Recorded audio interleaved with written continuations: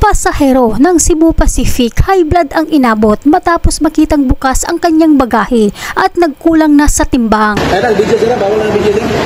Hindi, ebidensya namin to. Okay, no, Hindi, itong karton lang. Bawal na yan, sir. Namin. Nakaka-high blood. Sa video nakuha ng pasahero, maririnig na pinagbabawalan itong kumuha ng video. Nagrereklamo kasi ito sa loob ng airport sa Dumaguete dahil sa warat na ang kanyang bagahe. Ibinahagi niya ang kuhang video sa publiko para maalarma umano ang ibang mga pasahero dahil sa umaatake na naman daw sila ang mga magnanakaw. Ayon kasi dito sa atin kabayan, maayos umano ang karton nang i-check-in nila ito sa Manila Airport. Maayos ang pagkatali ng istro. Pero pagdating umano nila sa Dumaguete Airport, warat na umano ang kanilang bagahe at wala na ang straw na nakatali at nawawala rin daw di umano ang ibang laman ng kanilang bagahe. Narito sabay-sabay po natin panoorin. Nakaka-high blood. Ang bagahe namin ay isang karton na nakatali ng mabuti ng straw. Pagdating dito sa Dumaguete Airport, ito na guys nangyayari. Wala na yung tali. Tinanggal na yung tali. Ayan. Ang tanong ko, nasaan yung tali dyan at bakit nawarat yan? Nakatali ito ng maayos guys.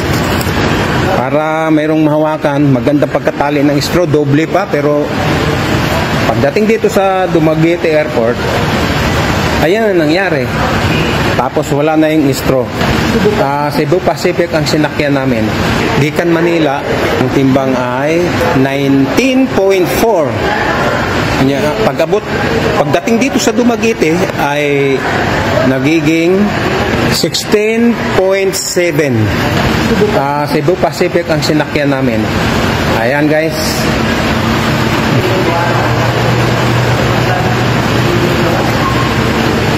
Sana ma-actionan ito ng management ng Cebu Pacific. I-report na namin to guys.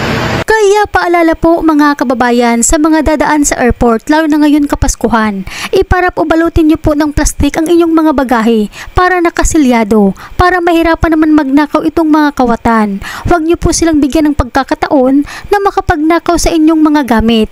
Dahil sa panahon ngayon, uso pa naman ang nakawan sa ating bansa. Yun nga mga politikong bilyon-bilyon ang ninakaw, di nga sila umaamin. Yun pa kayang mga small time na magnanakaw. Kaya magdubli ingat kayo mga kababayan. Protektahan nyo ang inyong mga dala dahil umaatake na naman sila. Hanggang dito na lamang po, mag-ingat po kayo palagi kung saan man kayo ngayon.